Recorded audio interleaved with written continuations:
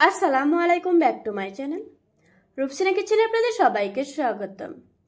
চালের সঙ্গে কতটুকু দুধ চিনি দিলে পায়েসটা পারফেক্ট হবে, সেই সাথে রান্নার পর পানি ছেড়ে দেবে না, এই যাবতীয় টিপস সহ আমি পায়েসের রেসিপি শেয়ার করেছি।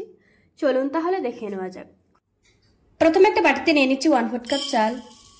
আপনারা আপনাদের পছন্দ অনুযায়ী যে কোনো চাল নিতে পারবেন। এখন আমি চালগুলিকে 2-3 বার খুব ভালোভাবে ধুয়ে নেব।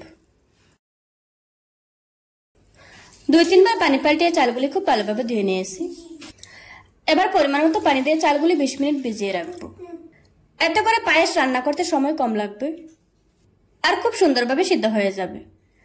অন্য একটা বাটিতে নিয়ে নিচ্ছি 1/2 কাপ চিনি, সেই সাথে নিয়ে নিচ্ছি 1/3 কাপ গুঁড়ো দুধ। আপনারা চাইলে এখানে 1/2 কাপ চিনি আর 1/2 কাপ গুঁড়ো দুধ ব্যবহার করতে পারবেন। এখন আমি চিনির সাথে গুঁড়ো দুধটা খুব ভালোভাবে মিশিয়ে নেব। এটাকে আমি পরবর্তী সময় ব্যবহার করব। মেশানো হয়ে গিয়েছে, এখন এটাকে একটা সাইডে রেখে দেব। অন্যদিকে চুলায় একটি কড়াই বসিয়ে নিয়ে নিচ্ছি 1 লিটার লিকুইড মিল্ক।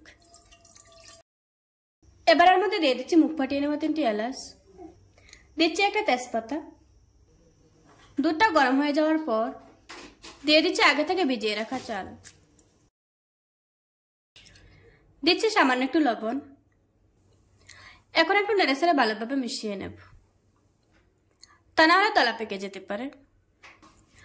আপনারা যদি মিষ্টি খাবারে লবণ পছন্দ না করেন, ওই ক্ষেত্রে স্কিপ করতে পারবেন। চুলার আঁচ মিডিয়াম টু লো হিটের মাঝামাঝি রেখে আমি রান্নাটা করে নেব। দুধটা ফুটে ওঠার 3 মিনিট পর এলাচ আর তেজপাতা উঠিয়ে ফেলে দিতে হবে, তা না হলে এই মশলার গন্ধটা অনেক বেশি স্ট্রং হয়ে যাবে, তখন কিন্তু পায়েসটা খেতে ভালো লাগবে না। কিছুক্ষণ পর দেখা যাবে চালটা সিদ্ধ হয়ে গিয়েছে।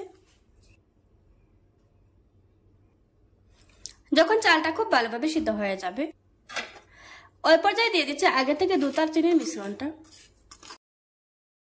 এখন একটু নেড়েচেড়ে ভালোভাবে মিশিয়ে নেব। দুধ চিনির মিশ্রণটা দেওয়ার সাথে সাথে পায়েসের মধ্যে কিন্তু চিনি গলে পানি পানি ভাব হয়ে যাবে। পুরো পানিটাই কিন্তু সময় নিয়ে শুকিয়ে নিতে হবে, তা না হলে একবেলা পরে পায়েস থেকে এই চিনির পানিটাই কিন্তু ছাড়তে শুরু করবে। পায়েস রান্নাটা প্রায় শেষের দিকে। এবারের মধ্যে দিয়ে দিচ্ছি 1/4 চা চামচ কেওড়া জল। আমার পায়েস রান্না করা হয়ে গিয়েছে। আমি এরকম লিকুইড থাকা অবস্থায় নামিয়ে নেব, কারণ এটা ঠান্ডা হওয়ার পর আরো কিছুটা ঘন হয়ে যাবে। এবার আমি চুলা থেকে নামিয়ে নেব। দেখুন বন্ধুরা, আমার পায়েস রান্না করা হয়ে গিয়েছে। আশা করছি আজকের এই সহজ রেসিপিটা আপনাদের কাছে ভালো লাগবে। ভালো লাগলে আমার চ্যানেলটা সাবস্ক্রাইব করে পাশে থাকা বেল বাটনটি অন করে রাখবেন। আবারও কথা হচ্ছে নতুন কোনো ভিডিওতে। ততক্ষণ সুস্থ থাকুন, ভালো থাকুন। আল্লাহ হাফেজ।